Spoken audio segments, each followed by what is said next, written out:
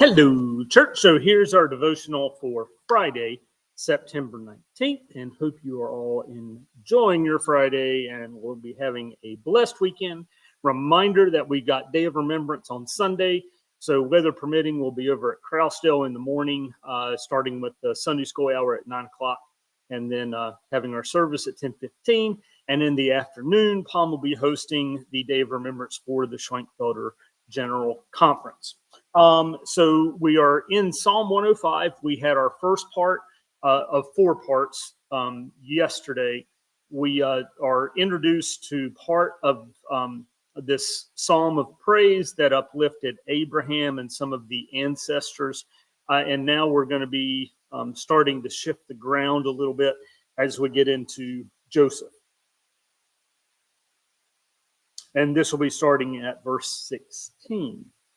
When he summoned famine against the land and broke every staff of bread, he had sent a man ahead of them, Joseph, who was sold as a slave. His feet were hurt with fetters, his neck was put in a collar of iron, until what he had said came to pass. The word of the Lord kept testing him.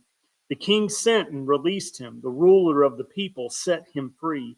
He made him lord of his house and ruler of all his possessions, to instruct his officials at his pleasure and to teach his elders wisdom. Then Israel came to Egypt. Jacob lived as an alien in the land of Ham, and the Lord made his people very fruitful and made them stronger than their foes, whose hearts he then turned to hate his people, to deal craftily with his servants. Servants is the word that James Mays is going to be picking up on in the continued part of his commentary, which relates to the power of the promise.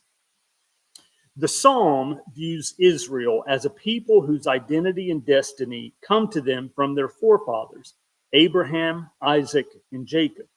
It addresses the congregation as offspring of Abraham and children of Jacob. Their identity as people of the Lord is rooted in God's relation to these ancestors.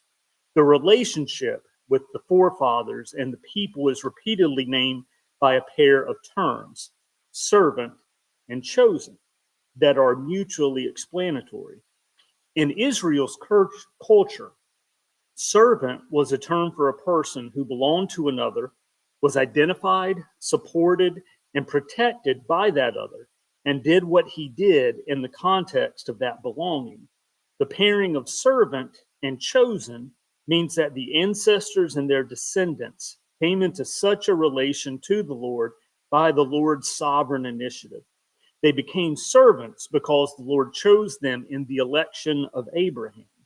It was not separate individuals that God chose in the election of Abraham and Isaac and Jacob, but a people through its generations. The choice was not an episode. It was the opening of an epic that would run through all of time. Servants is so important as the term for the identity of the people of the Lord that the psalmist even lets the Lord call them my anointed ones. And we have talked before about Messiah is a Hebrew-based word. Christ is the Greek base. Both mean the anointed one.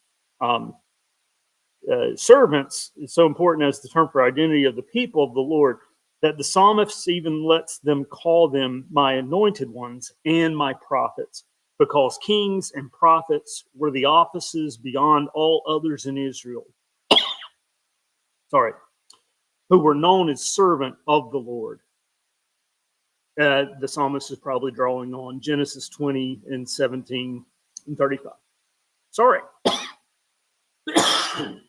Oh. Servants, Eugene Peterson. My eye's going to start watering now. Whew. Then he called down a famine on the country. He broke every last blade of wheat, but he sent a man on ahead, Joseph, sold as a slave. They put cruel chains on his ankles and an iron collar around his neck until God's word came to the Pharaoh, and God confirmed his promise. God sent the king to release him. The Pharaoh set Joseph free.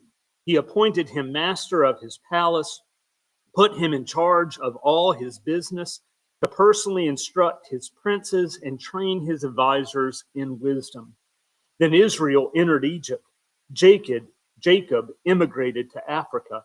God gave his people lots of babies. That's good. God gave his people lots of babies. Soon their numbers alarmed their foes. He turned the Egyptians against his people. They abused and cheated God's servants. And we pause there. So thank you, fellow servants of the Lord, and hope you have a wonderful day, and we'll catch you later. Bye.